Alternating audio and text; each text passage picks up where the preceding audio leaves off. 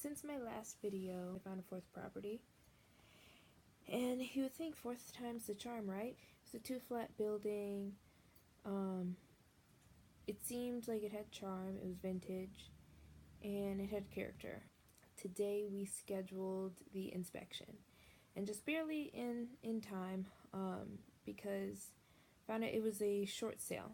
Typically with short sales, they tend to take 6 to 9 months. And so I had made an offer. Come to find out, there had been a previous person interested in it, but the deal had fallen through. I guess when that happens, the bank doesn't have to restart the process on their end. They can just pick up where they left off pretty much. So instead of it being 6 months, it was going to be 30 days. I kind of had to, rush a bit, get my inspector scheduled, mentally preparing myself for, the inspection. Could be great news, could be bad news. With short sales, they give you more time, but since this one was, sped up, they didn't really have a lot of time or weren't willing to allow me a lot of time. We start with the second floor because it was still owner occupied on the bottom, and it was just basically every room that we walked in had an issue. The kitchen, the appliances seemed to be going out. The plumbing was still galvanized plumbing. They recommend copper. For those of you that don't know, they recommend copper plumbing, not even PVC, because PVC, when it gets cold out, it can crack, and they just recommend copper plumbing nowadays, FYI. There was some bubbling going on the walls, that showed moisture. They plastered over wallpaper on the walls, and so that would be one hell of a job to take off. The house was over 100 years old. We found mold like some substance. I guess there's a way that a house settles, and the way the house settles matters. The way the house was settling, it was leaning instead of settling together. I guess like just certain areas of the house were like leaning more than the other side of the house. They found asbestos. The inspector kept finding moisture, and just in different spots, like each room. So several rooms had lead paint in it. The windows in basically every room were going out.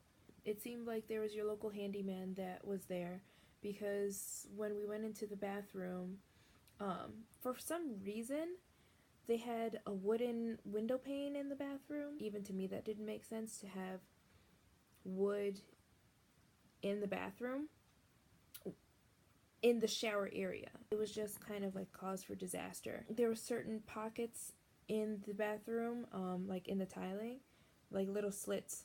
And so my inspector was saying, those little slits, water can get in there and, will just rot whatever's behind, the wood that's behind the wall. And, mold will grow, and, it'll just rot everything out. The floorboards, once sanded out, I think that those were probably like the best characteristic of that place. Once sanded out and, polished up, they would have looked really nice. They had a vintage charm to it, but in certain areas it was rotted out. Again, as we're walking through, the living room, dining room, the walls, just, the plaster that's clearly covering over the drywall. You could see some of the pattern from the wallpaper underneath the plaster. And there were certain areas that the plaster had already started to chip off, and he was saying that could be a problem. Because removing wallpaper in itself is expensive, but now to remove, the plaster and the drywall, and to also the concern of lead-based paint in that house, just it wasn't working out in my favor. We're still walking around, and he saw, like rat feces and rat traps, which next time I'll know to check in more cabinets, because I checked in one unit downstairs, but I didn't check in the unit upstairs, and so the unit upstairs clearly had rat traps. And so he noticed that there was bubbling on the ceiling, there was water stains on the ceiling. So clearly, and he said that there was like strains on the ceiling. So I guess, which pretty much means that, there's clearly some water damage. There's clearly some water damage going on, and it's looking signs like, there's an issue with the roof, which there were, because then when he went out to where you go up to the roof, he right away noticed that some of the wood on the ceiling was rotted. Um, and he said that's pretty common. Like those flat roofs are the first to go bad, because there should be a slope for the snow or water, whatever it is. There should be a way for it to drain off. So we got roof damage, we got plumbing that needs to be replaced. The appliances, out of everything, the appliances going bad was like the least of my problems, because they were already outdated. I was thinking about replacing them anyway, so that's whatever. Roof, plumbing, floorboards, lead paint. We got out into the balcony because I thought it was nice. There was a balcony on the second floor. They had taped it because it can be really cold in the wintertime. So they had taped the crack, between the door frame and the door. And as the inspector's trying to open it, you're just expecting for the tape to just peel off. Like, a piece of the door came off from him peeling the tape away, and like a little bit of the lock popped off as well. Like, it was kind of like hanging a bit. So I'm just like, oh Lord Jesus. That was just interesting to see. And then once we're able to, like get that door open and we look at the screen door to the balcony, there's like a plastic bag with some string tied on to, I guess, keep that screen door latched to the wall. So I was just like, oh my gosh. So then we get out to the balcony, and you can clearly see that, again, more shoddy work, more of a patched up job. I just want to at least go downstairs into the basement to just see, because this is a good learning experience for me.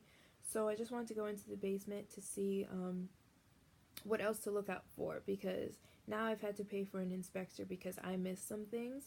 I had to shell out a couple $100. So, I'd like to see, the basement, to see the foundation, to see what else, there could be for me to look at. So I don't have to shell out another couple $100 for no reason.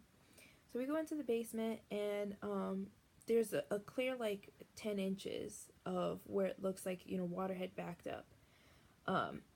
And so he showed me that where it looked like, mold could be growing. My mom had gone with me, and so there was clearly like a dead mouse that I thought was just fluff, but there was, clearly a dead mouse on the floor in the basement.